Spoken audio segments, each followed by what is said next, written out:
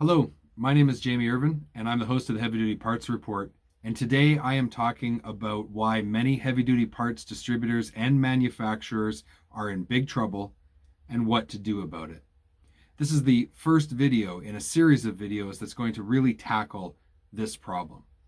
Now, I'd like you to guess what company I'm describing. This company got its start at the end of a century. It has been a significant disruptor of retail businesses in the retail sector. It's taking advantage, or it took advantage, of technology and a direct to consumer model where its wide range of products were able to be purchased and shipped directly to the consumers. And this resulted in the closures of thousands of retail locations in the United States and Canada and hit the rural communities the hardest. Now, if you are thinking that I'm describing Amazon, you wouldn't be wrong in the sense that this description does describe what Amazon did, but that's not the company I'm thinking of. Let me give you one more clue.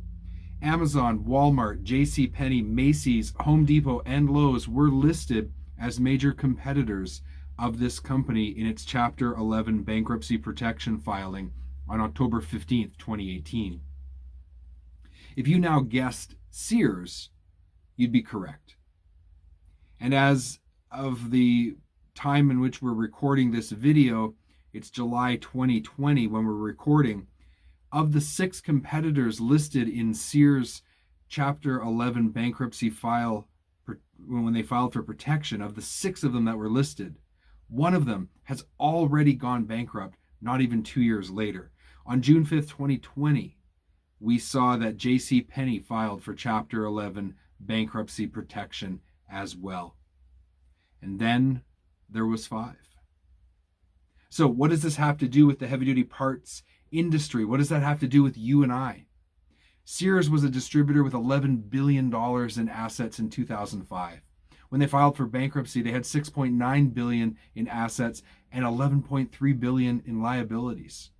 This was a very large company with a lot of infrastructure, a lot of assets, and yet they were completely disrupted and they were forced into bankruptcy. Now, think about the largest manufacturers and the largest distributors in the heavy-duty parts industry. We have manufacturers that are valued at $1 billion or $2 billion, but that's not the common manufacturer.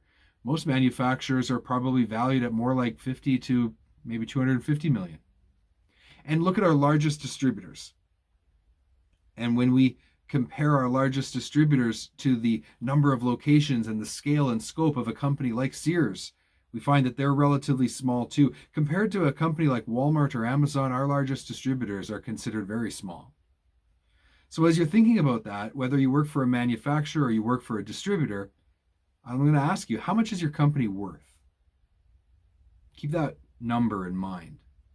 Now, the largest aftermarket heavy-duty parts distributor is FleetPride, and they were acquired a couple years ago by American Securities LLC. Now, we don't know what they were acquired for because that was not made public, but there's a lot of information that is public. Like, for example, we know that American Securities manages $23 billion in assets.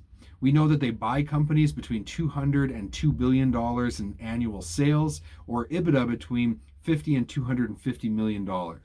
This means that FleetPride at the most is worth $2 billion, but I don't think it's that high. Now, we know from FleetPride's own advertising that they have 270 locations, 490 brands, 2,150 suppliers, and just over 100,000 customers.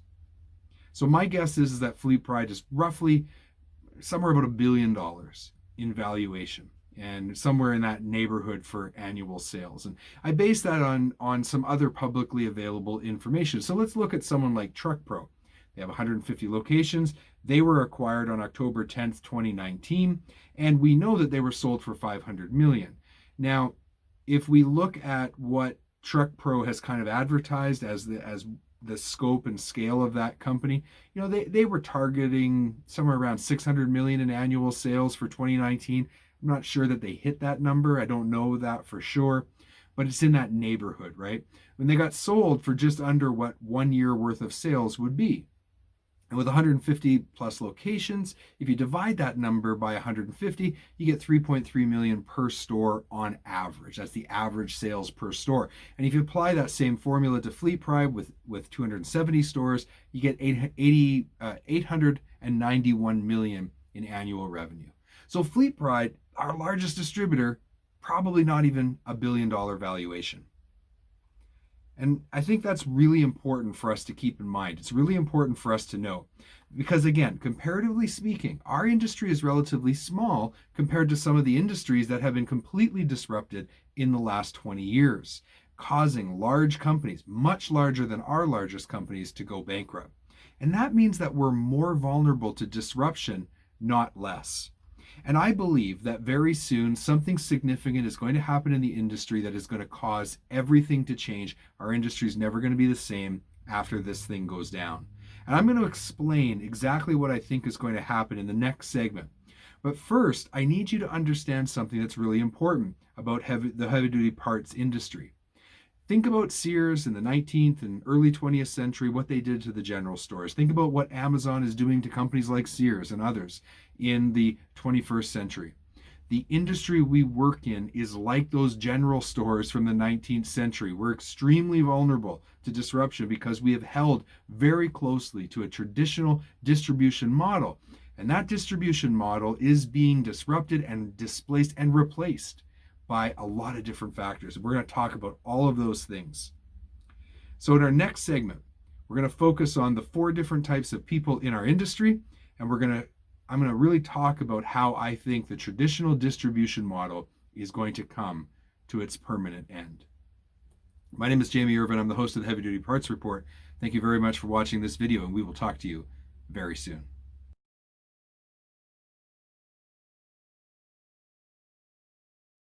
You can watch our next video, and don't forget, subscribe to the YouTube channel.